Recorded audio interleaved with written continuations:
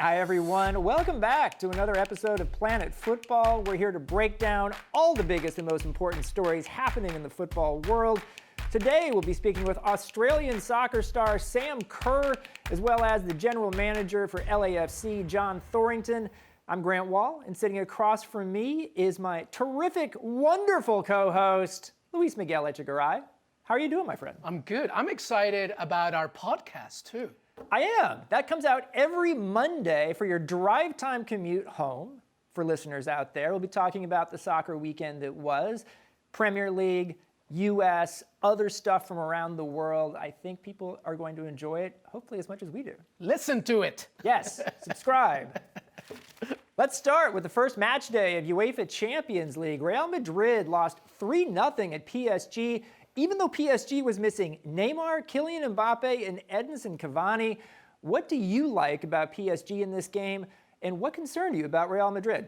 Let's focus about the statistics of this game. PSG dominated in every single stat, apart from yellow cards and offsides. Okay? The other one that Real Madrid actually led in was in shots. But guess what, Grant? 0 shots on target. That tells you a lot. A lot, with Karim Benzema there. Gareth Bale, obviously his goal, and Benzema's goal was called off. Eden Hazard, of course. So they have firepower, 0 shots on target. But here's the thing, when you're talking about the fact that Neymar wasn't there, Cavani wasn't there, Mbappe wasn't there, I think that was a blessing in disguise for PSG, because what happened was they became more of a unit. I'm not saying that they're better without these players, but I think Thomas Tuchel said, listen, we have Idrissa Gueye, Icardi, Savaria, Keylor Navas, glad for him that he got a clean sheet against his old team. All these players decided to play like a real team, especially when they didn't have the ball. And of course, Angel Di Maria just woke up. Fantastic. And just completely delivered, scored some great goals, really maneuvered everything. And Angel Di Maria, for me, is like a 0 or 100 kind of player. You're either going to see the best out of him or he's going to be invisible. And, we got the former, luckily. On the other side, listen, like we talked about this already, and I've already mentioned it more than once. Real Madrid is going to struggle. This is an aging midfield. Toni Kroos was struggling. Casemiro was outrun. And James Rodriguez, unfortunately, was not the player and is not the player he's been for a while. Partly, you can't blame him because of the inconsistency of where he's been in the past few years. But this was a Zinedine Zidane Real Madrid that had no fire, no gut, showed nothing, 0 shots on target. I think also not just the midfield for Real Madrid, but the back line, not impressive in this game. Obviously missing Sergio Ramos, that hurt, but they haven't had a clean sheet all season yet. Certainly didn't in this game. I thought Militao really struggled overall, and I just like the nickname for Angel Di Maria, Fidel. El Fidel, the noodle.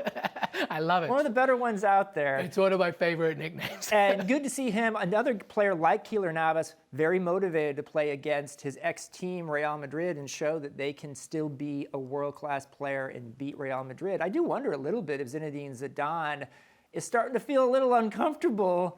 And it's crazy to even say that this early in the season, but he didn't get the opportunity to make as many changes as I was expecting when he first came in. It seemed like he had sort of carte blanche from Florentino Perez to make changes, didn't get what he wanted for the most part. And, they could really struggle in Champions League, I think, and be in a position where they're not even much of a threat in La Liga. So long ways to go in both of these competitions, but this was certainly a bad way to get going in Champions League. PSG, it was interesting seeing Neymar and Mbappe buddy-buddy up in the stands together, and the process of sort of reintegrating Neymar back into the good graces of everyone at PSG continues. I personally don't think it's going to take as long as many others think. No, but how about that crowd, huh? That Stadium Parc des Princes was bumping. It was good. Meanwhile, the Premier League got off to a rough start in the Champions League, with Liverpool losing at Napoli, Chelsea losing at home to Valencia, and Tottenham tying Olympiacos, and only Man City getting a win against Shakhtar Donetsk. After last season's Premier League dominance in Europe, Grant, do you think we could see a real step down this season, or is this just one match day? Let's take it easy. It's just a little sample size. It is a small sample size, so I don't want to get too carried away here, but clearly to me, Chelsea is a team that I think is going to struggle in Champions League. It's kind of a difficult group that they've got. Very unimpressive against Valencia in this Champions League opener at home. Now they got their work cut out for them. They're going to have to get some results on the road. Are they capable of that? I guess. But there's just so much up and down right now with Chelsea. And so I think that's an issue. Liverpool I'm not concerned about, really. Tottenham, hard to say. You know, they haven't been as good so far this year as they were last year. Obviously, they got to the Champions League final. But this is just one game. But it's a concerning one. They were up 2-0 at Olympiacos, ended up tying 2-2.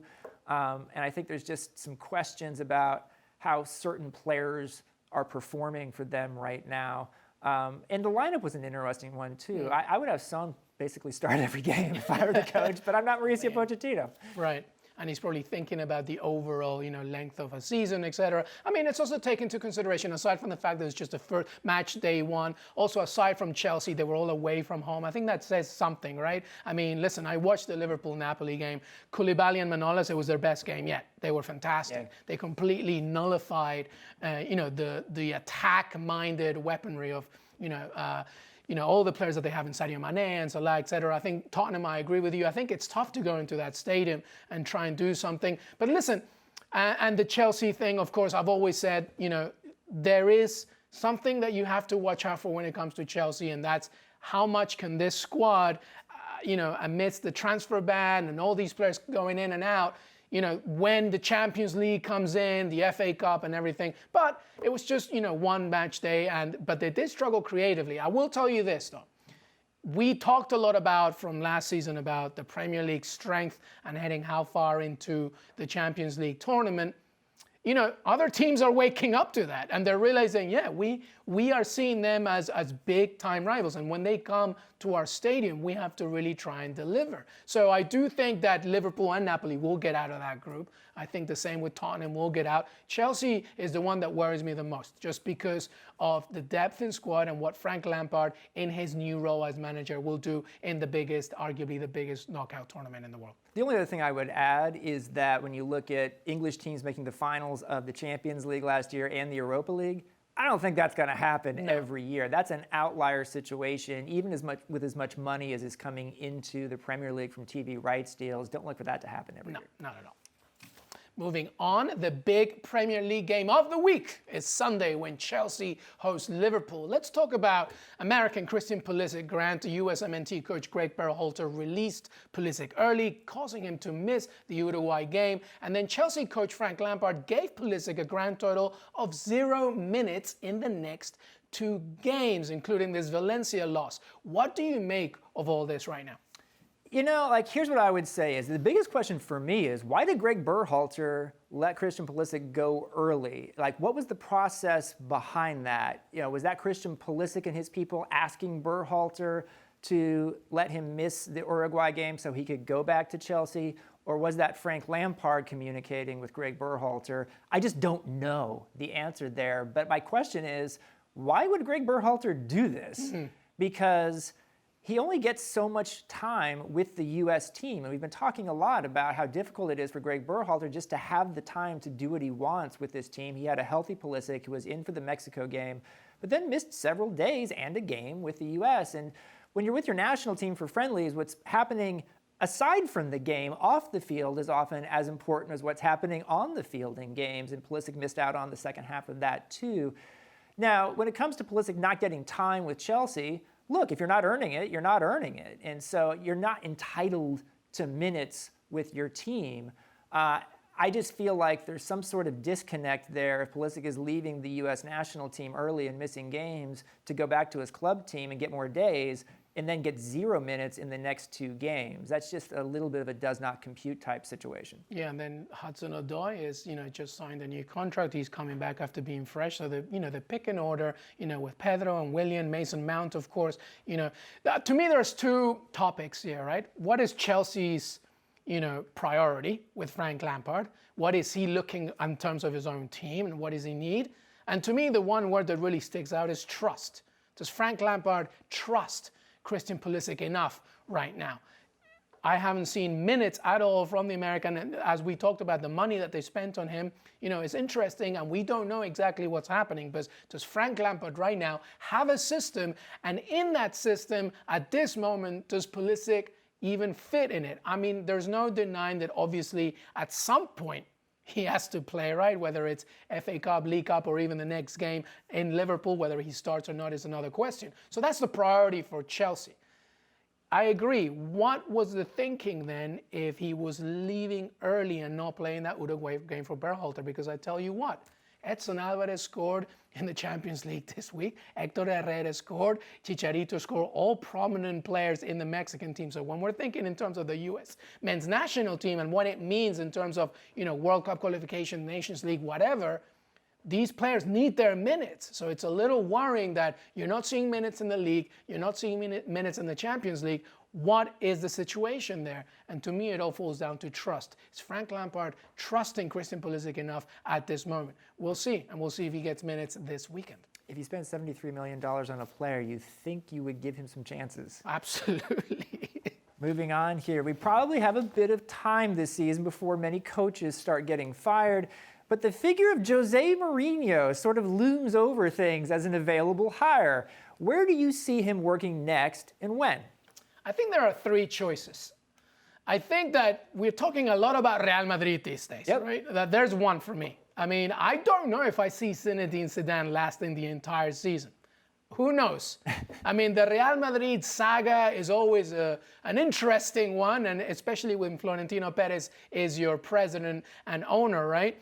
The other one is Serie A. I know that Jose Mourinho has always had a direct positive bond with the Italian league, and I'm sure that in some way or another, he sees himself returning to that league, especially now, right? With so many, teams getting even better, players that he knows already going back into the team. But the third one, which is the most likely maybe, is picking a national team. I mean, he has talked earlier this year about the idea for him. Mourinho is all about new challenges. And the challenge that he hasn't met yet is the international one. He sees the Euros as one. He sees the World Cup, the Men's World Cup, as another. So I feel that that's the next move. Whether it's Portugal, that's another question, right? And who knows, maybe he goes to China and earns himself $1 billion in a day or something. But to me, I think that the closest one that I see is him eventually managing a country. This actually may be the rare case where you and I disagree. Ooh, where's he going? Are you saying if you think that Mourinho is most likely to go to a national team right now, I just don't totally buy that, because I think for Mourinho, the idea of going to a national team is in some ways for him going out to pasture. And that he wants to do it someday, but he's not that old of a guy. And so I don't really see him going to a national team quite yet. Where's he going? I think a lot depends on what happens at Real Madrid. I think if things go south at PSG, I think in Italy it makes you wonder because he has such a good bond with Inter and their fans, and obviously they have Antonio Conte. They're off to a good start this season. You never know where that may go. AC Milan has sort of fallen a little bit in recent years, and so I wonder if he would look at that as a challenge for him. But there's not that many places I think he would want to go, and I'm enjoying him whenever I see him on media stuff these days. So I think that's a fun thing, but he's a coach at heart, and so I guess my question would be, does he want to come in mid-season, during a season, or does he want to wait until he can have an off-season with the team? And we'll just have to wait and see. I mean, you know what I think. Jose Mourinho pundit is my favorite, but, hey, Inter Miami, who knows, right? Talking of Inter Miami, let's talk about MLS. Former Salt Lake coach Mike PETKE filed a lawsuit this week against his former team, saying that his firing this season was unjust. Grant, what is going on right here? Well, this is a wild one here. So Mike PETKE had a meltdown in the League's Cup of all places and went off on the refs, used the P word quite a bit with them, even wrote it down and showed it to them. Like, really bizarre behavior when you think about it. I've read the complaint, and there's a lot of kind of salacious, I guess, details, or salacious-ish, in terms of what he's accusing Deloy Hansen, the owner of Real Salt Lake, of basically sort of backing himself into a corner in this video on like with some fans that went public that he was thinking of firing PETKE after all this. And that was all news to Mike PETKE. The complaint obviously is one side's perspective on things, but there's quotes in there attributed to other executives like Craig Weibel inside Real Salt Lake saying, we don't like working for Deloy Hansen either, we're going to quit at the end of the season, which I'm sure that caused a stir in the offices at RSL. So what's crazy here to me also is that RSL is in a pretty good spot to make the Western Conference playoffs and maybe make a little bit of a run, and then you've got this turmoil that's happening there. And so Mike PETKE's done a decent job at a couple of different teams in the league, and I think down the line someone will hire him again. I don't think his reputation has been sullied so much by this that someone won't hire him again, but he thinks that's the case. That's what he's claiming here, is that he's been defamed. Yeah, I recommend people to visit si.com Planet Football and check out Michael McCann's. Obviously, he's broken it down for us as well. Listen, I mean, there's obviously this, to me, it's about this violation of club policy statement where, you know, PETKE's saying, listen, this was a next time you're in trouble, hence the suspension. And the club is saying, no, we never promised next time. We can do it whenever we want. But I agree with you. The owner has put himself into a corner, you know, because of this recording, right? So it's very implicit. And that to me is the most interesting part. The fact that the club itself is actually hopefully doing okay. And now they have this whole turmoil going on. I don't know what will come of all this, but I do agree with you. I don't think this is the end of Mike PETKE, you know, in spite of the canceling culture that we have. I think that this will go beyond him and eventually he'll be able to manage again. What happens here is another question. One very specific thing in that complaint is they claim, PETKE's side, that the P word is the equivalent for saying you're a chicken. Nope. No, that's wrong. Hyena maybe, but no, absolutely not. I still can't get over the fact that he went to write it. Yeah, that's weird. That's so weird. So weird. Finally, The Independent is reporting that Man City's David Silva is set to join Inter Miami next season. Luis Miguel, what are your thoughts? I have a lot of thoughts. I mean, obviously, David Silva is a magician. He is an architect. He is just a beautiful player to watch. We know that from his time, not just with Man City, but Spain. He is just a tremendous, tremendous talent. If he came to Inter Miami, obviously that's great for the league, for the marketing appeal. Obviously on the pitch, Inter Miami, you could really build a team around him. I do worry that, and I tweeted this, I do worry that this could be an Andrea Pirlo story, that this team or whatever it is, because we still don't know, you know, the makeup of the squad, ends up not using his attributes correctly. And that's not really to say anything less about the league itself. It's more to do with when you bring in a player like David Silva, you know, you really have to pay attention to what is built around David Silva and how you can utilize him. And that wasn't the case with Andrea Pirlo. That was more, it's Andrea Pirlo, let's bring him in. So I'm hoping, there's a few differences, right? Andrea Pirlo came when he was 36. 38. David Silva will be, I believe, 36 when he comes in, or maybe a little younger. He'll be younger than Pirlo when he comes in. That's one thing. And he's more of a mobile attacking midfielder than Andrea Pirlo was. I mean, we want to see this. Just be careful. I've always wanted to see an Ezequiel Palacios in the league, or a Quintero, both players from River Plate to come. But, you know, I love David Silva. I want to see what happens around him is another question. I too love David Silva. I think he's been a tremendous player for Man City. I think he should be, if he ends up coming to Miami, be a really good addition for the league. I don't want to sound too hot takey here. I don't think he can be Miami's true marquee player. And if he is, I'm actually kind of concerned about that, because I don't think he is a player at this stage of his career that you necessarily want to build a team completely around. I think he can be a very important player for your team, but they would have another DP spot, and I think they would want that DP spot to be someone who would be the true marquee player of the team. Now, we've seen reports about Lionel Messi. I don't really buy them, but I do think there's a spot there to be filled. And part of the reason I say that about how Silva can't be your total marquee player is because he's not a giant personality. This isn't Zlatan Ibrahimovic or even Wayne Rooney coming in, who is a tremendous player on the field, but also box office off the field with how much they talk. David Silva is not a talker. He's one of those guys who's going to be all about the soccer, but don't ask him to be, talking a bunch like we see Ibrahimovic doing. So I want to see how Miami continues to build their roster. They've got smart people on their team like Paul McDonough in their front office who have built rosters before. For him at Atlanta and at Orlando, his Atlanta work is exemplary. So I'm sure he's thinking about that too. But I want to see more about how this Miami team develops. Yeah, I mean, just look at the, Atlanta United, LAFC, the key players that came in, not only had a relationship on the pitch, but they did with the fans that are being built. And I agree. I think David Silva is a different thing. I'll go one word for you, my friend. Falcao, right? Somebody like that would be kind of interesting. But I still like the idea of going to South America and really exploring, places like Uruguay and Argentina and seeing the talent that exists there. Because it's not just about one player. You have to formulate an entire squad that fits the system and the culture of the city. Joining us now is forward Sam Kerr of the Chicago Red Stars and the Australian women's national team.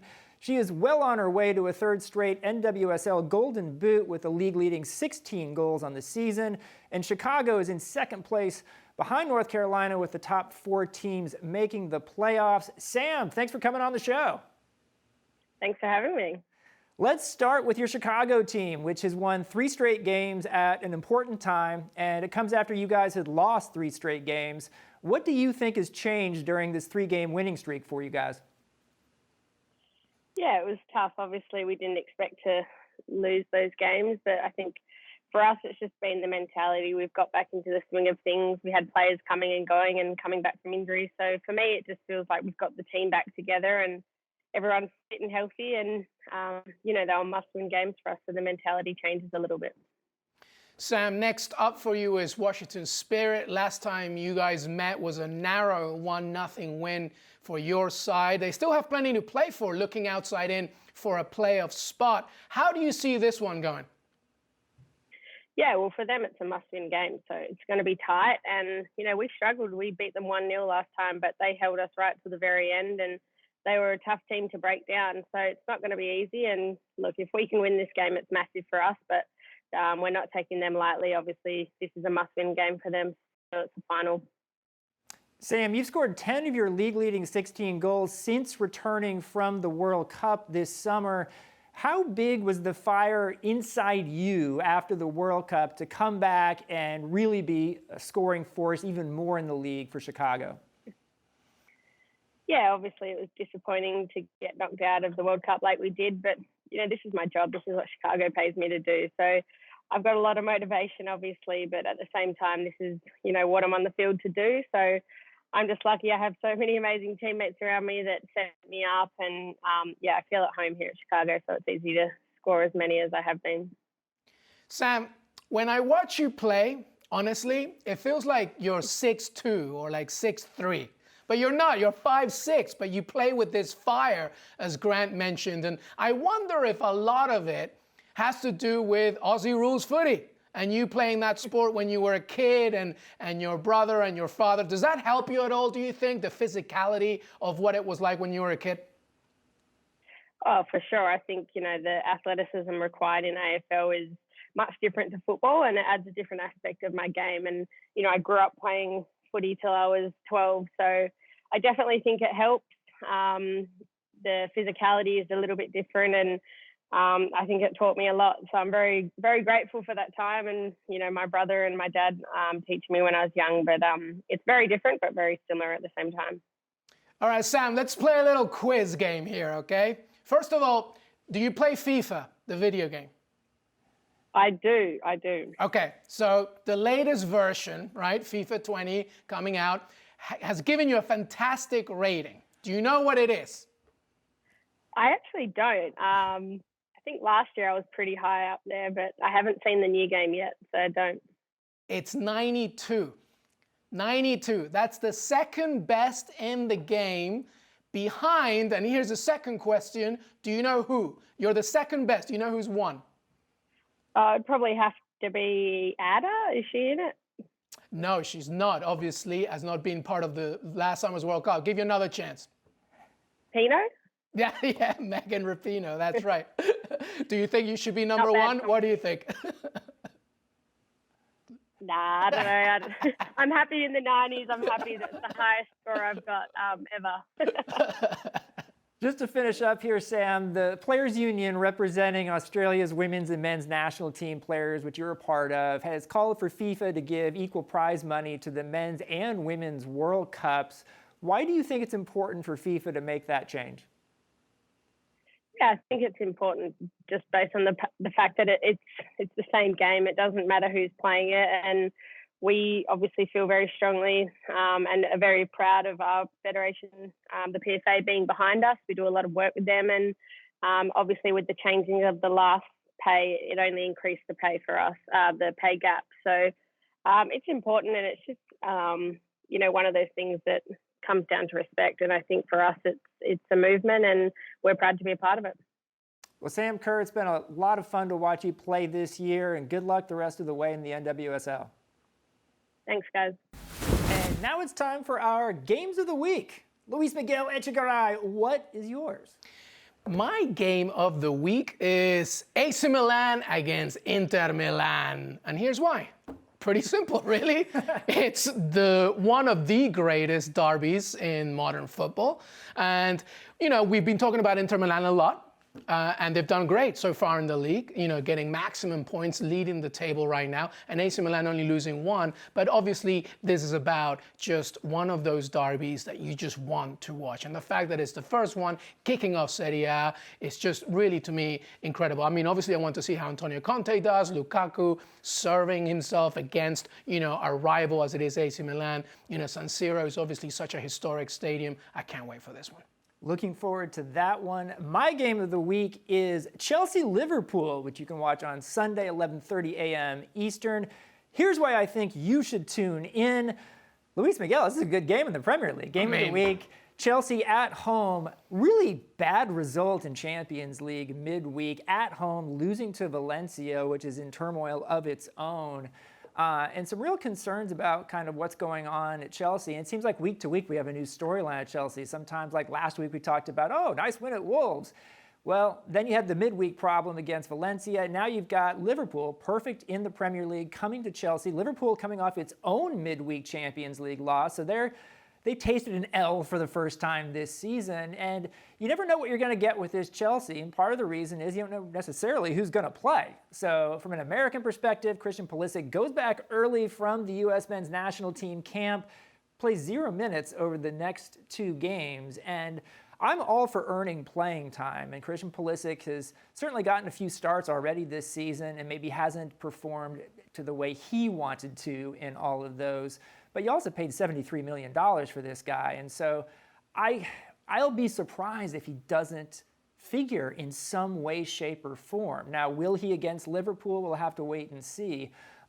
If I'm Liverpool, I'm kind of annoyed about the way things broke down midweek at Napoli and may just come and take it out on Chelsea. I think Liverpool's going to win this game, but I'm excited to see it. Yeah, we talked about early on in the show about Pulisic and Chelsea. I mean, warning signs if Chelsea doesn't feature Pulisic one more time, but this is a big one. Joining us now is John Thorrington, the Executive Vice President of Soccer Operations and General Manager of LAFC, which is in the driver's seat for the MLS Supporters Shield as we head into the final stretch of the regular season. John, thanks for joining us. Happy to be here. John, let's start with Carlos Vela. He has had an MVP-worthy season for LAFC. His 28 goals are 3 away from Joseph Martinez's year-old MLS single-season record. Vela also has 15 assists. I want to take you back in time when you first signed Vela for LAFC. What do you remember from that process that sticks out to you now? Good question. Many things. I think for us, we were always very intentional about who that first player would be and what signal that would send to not just our league, but globally as to what type of team we wanted to be. And as we looked through worldwide at the various players that we were considering as that first signature DP, Carlos floated to the top of that list. And I think if I were to pick out one critical aspect of that process, the identification process is obvious. You look and see his success at Sociedad, and that part's clear. I think for me, we always were asking ourselves why.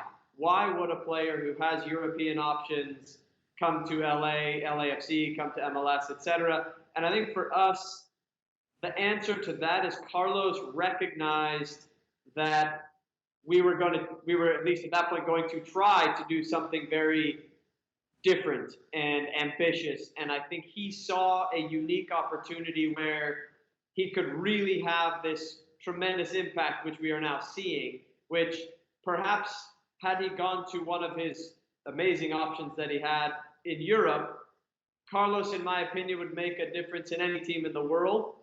But for us to be this cornerstone piece of a club from ground zero and help us set the trajectory, not just year one, but now year two and into, next year Champions League, etc. I think he saw what we offered as this perfect marriage of this stage of what we wanted to do as a club, and then providing the player with a stage at the right moment of his career. And I think we are that is now bearing fruit in the season, as you mentioned, that he's having has just been sensational. John, sticking with Carlos Vela, a key component for many of us of the pitch is the relationship that he has with LAFC's Mexican and Mexican-American audience. I would also love to know how much you guys value this and the effort you guys put in order to make sure that this relationship between Vela, the Mexican audience, and the Latino audience in LA really represents LAFC and vice versa. No, you raise a lot of our calculus in your question, which when we started as a club, the brand promise was unite the world city through the world's game. And the Latin population, the Mexican-American population of Los Angeles is a huge part of that, a huge part of our football audience. And that was not lost on us in terms of the value. We always start with what a player brings on the field, but we knew that was a critical part of our execution of that promise, was how we really connect in genuine and deep ways with our city. And, you use Carlos as a prominent example of that, but for us, I have a firm belief that that supporters most readily identify with teams that represent their city and the aspects of their city and its people. And one thing about LA is, that community is a critical part of our supporter base and our connection with our city. But you extrapolate that out. LA is a very diverse city. So we had, maybe it's 14 different nationalities in our first group. We have players from, Ghana, South America, Central America, Mexico, Canada, Europe, all over. And that was by design, that we wanted to represent the diversity of our city. And I think our supporters really appreciate that. John, last year we saw a team in just its second season, Atlanta United, win the league title and have an incredible atmosphere at its home games. This year, LAFC is in its second season and has the best record in the league and an amazing atmosphere at games. What do you think are the keys to getting things so right on and off the field if you're an MLS expansion team?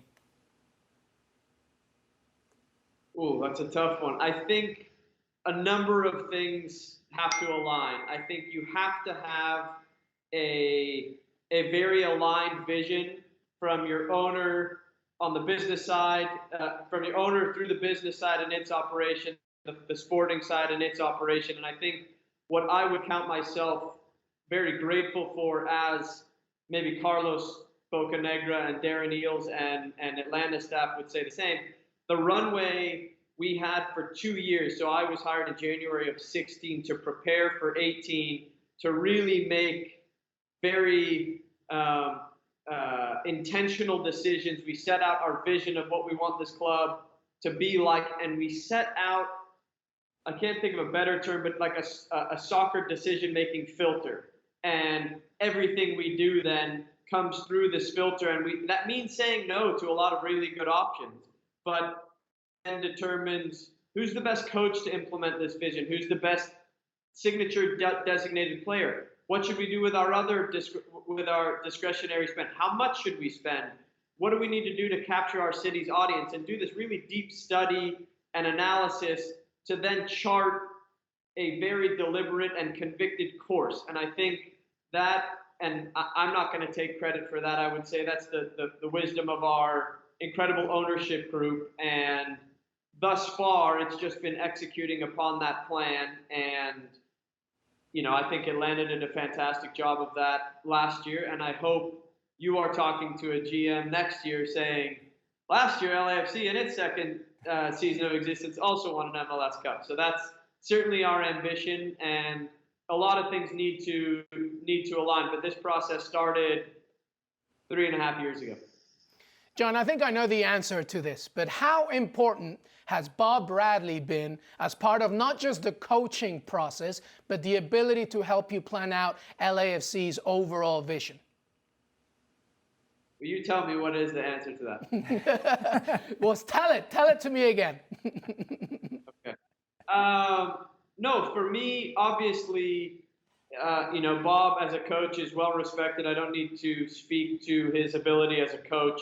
I was fortunate enough to play for him at various times throughout my career. I think for us, it goes back to my point I just made of what type of team this should be to really excite our supporters and represent our city. And, you know, Bob was the guy to execute that. And I think, you know, we went in very confident of our choice of Bob to be the head of our technical staff, the players. And, you know, Bob, for me, it was not an incredibly difficult decision, because Bob, for me, is unique in, you know, we are an MLS club with global ambition. Bob has MLS experience. He has global experience. We are a team that's going to have Carlos Vela, or a star like that at that point, because Bob was a part of the decision to get Carlos Vela. But we're going to have a star. Can a coach manage that level of star? We're also going to invest in young talent that we want to see improve here in Los Angeles and increase in their value, and then we'll make a decision as to whether they move on. Can the same coach train, educate, and coach these young players, some of whom we are spending millions on, some we're getting in a college draft? And to me, Bob was unique in that he perfectly fit our where we were as an expansion club and where we wanted to go. You mentioned younger players. You recently signed the Uruguayan teenage forward Brian Rodriguez as a young designated player, and he has shown some real promise for you guys and for his national team recently, scoring against the U.S. What did you identify in Rodriguez that made you want to sign him? Exactly what you said. real promise. No, Brian, for us, we have a phenomenal scout down in Montevideo, Victor de los Santos, who did a great job identifying and helping us recruit Diego. So this is becoming, I wouldn't call it a well-worn path, but it's something we have gone down before to some success. So we identified Brian quite some time ago. He was relatively less experienced than Diego when we signed him. You know, ironically, one of the things that we really liked about Diego is he was left out of the under 20 tournament, and his response to that spoke to us about his resolve and grit and determination. And ironically, then we see Brian, who had this tremendously successful under 20 World Cup, which you know, we'd identified Brian well ahead of the tournament. But my fear, or I shouldn't call it a fear, but the urgency of signing Brian when we did, in part, was exactly what we've seen now. He's now made a senior national team debut. People are seeing more and more of his promise. So we thought this is a player that's on the rise. We think his individual ability, his ability to attack outside, inside, go both directions, a threat to goal, he's got an electricity about the way he plays that fits very well with how with our style of play here. So we were quick to move in this last window, and I have to thank the conviction of our scouting department and technical staff, and the commitment of our owners once we were able to move to make the resources available to sign Brian. And we think, as you identified, his promise and his ceiling is very high, and we're really looking forward to seeing his impact, not just the rest of this season, but certainly in the years to come. Well, John Thorrington, it's been a lot of fun watching your LAFC team this season. Good luck the rest of the way, and thanks for joining us. Thank you, guys. Pleasure to be with you. Now for our parting shots. This Monday in Milan, FIFA will gather the biggest stars in the world's game to stage its annual award show. Most of the time, these award shows aren't very interesting, but this year it has a chance to be must-see TV. Megan Rapinoe is expected to win the Women's World Player of the Year award, and with that comes the chance to provide a speech for a global audience and the people that run FIFA. We already know that Rapinoe is fearless when it comes to speaking truth to power, and we can only wonder what she might bring up on the world stage. It might be the decades-long suppression of the women's game by FIFA and its national member associations. It might be the failure of FIFA to prevent Iran from banning women from attending soccer games. It might be a call to women soccer players in every country to demand what is right from the people who run the sport. Honestly, with Megan Rapinoe, it could be just about anything. It's rare to find an example of an athlete who is both the best in her sport and is so willing to take a public stand to promote real, authentic social change. It's also true that Rapinoe appears to have had an influence drawing out her U.S. teammate Alex Morgan, another finalist who could win the award. Morgan has grown more confident in speaking her mind on some important issues. In a recent interview with me for Sports Illustrated, Morgan spoke about her tweet questioning the situation when criminal sexual assault charges against Cristiano Ronaldo in Las Vegas were dropped. Ronaldo had paid a six-figure settlement to his accuser after the incident had happened.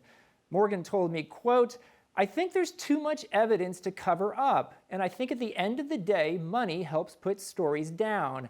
I think it's important to continue to support women who are in vulnerable and scary situations where they don't have a lot of support," end quote.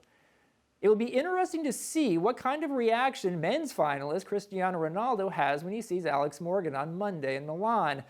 But one thing is certain, you cannot question the strength that Morgan and Rapinoe have shown in using their voices and their platforms on topics that may be uncomfortable for others.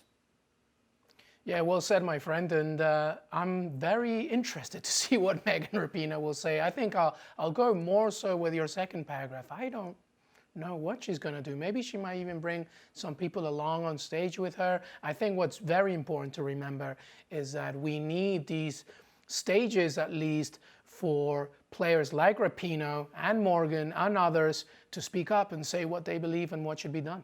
If I were Gianni Infantino, the FIFA president, I would try and set up a meeting with Rapinoe, and maybe Morgan too, on site around this event, just to get to know each other a little bit better and see if there's ways that they might actually be able to work together to enact some of the things that Rapinoe and Morgan want to see get done. I mean, if it hasn't already happened, I'm actually kind of shocked.